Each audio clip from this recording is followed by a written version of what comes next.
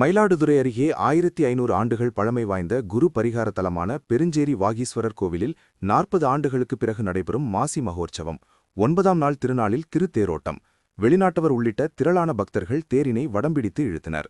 மயிலாடுதுறை மாவட்டம் குத்தாலம் தாலுகா பெருஞ்சேரி கிராமத்தில் இந்து சமய அறநிலையத்துறைக்கு சொந்தமான 1500 ஆண்டுகள் பழமையான ஸ்ரீ சுவாதந்திர நாயகி அம்பிகா சமேத ஸ்ரீ வாகீஸ்வரர் கோவில் உள்ளது. இத்தலம் குரு பரிகார தலமாக விளங்குகிறது.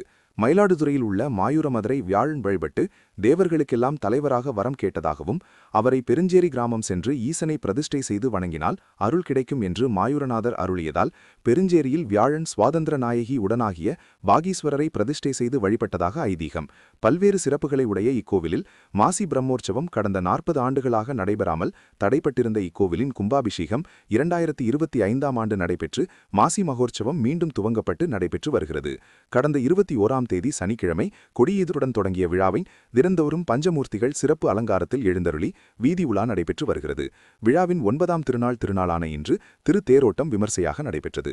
ஸ்ரீ சுவாதந்திர நாயகி அம்பிகா சமேது ஸ்ரீ வாகீஸ்வரர், விநாயகர், சண்டிகேஸ்வரர், சுப்பிரமணியர் ஆகிய பஞ்சமூர்த்திகள் சிறப்பு அலங்காரத்தில் எழுந்தருளி மகா தீபாராதனை காண்பிக்கப்பட்டு கோவிலில் உட்பிரகாரம் சுற்றி வந்தனர். அதனைத் தொடர்ந்து அலங்கரித்து வைக்கப்பட்டிருந்த திருத்தேரில் ஸ்ரீ சுவாதந்திர நாயகி அம்பிகா சமேத ஸ்ரீ வாகீஸ்வரர் உள்ளிட்ட பஞ்சமூர்த்திகள் திருத்தேரில் எழுந்தருளி மகா தீபாராதனை காண்பிக்கப்பட்டு நடைபெற்ற தேரோட்டத்தில் திரளான பக்தர்கள் கலந்து சிவசிவ வாகீஸ்வரா என கோஷங்களை எழுப்பி தேரினை வடம்பிடித்து இழுத்தனர்.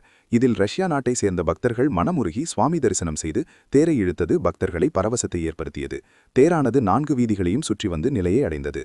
மார்ச் 2ஆம் தேதி திங்கட்கிழமை மாசி மக தீர்த்தவாரி உற்சவமும் நடைபெறவுள்ளது குறிப்பிடத்தக்கது.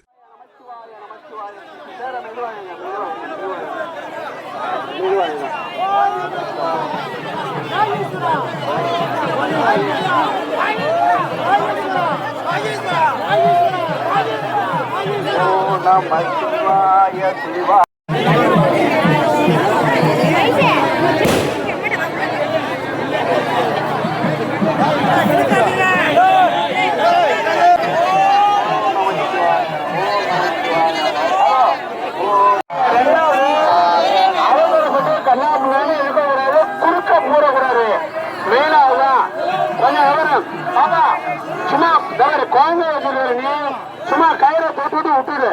குழந்தை வச்சிருக்கா பின்னாடி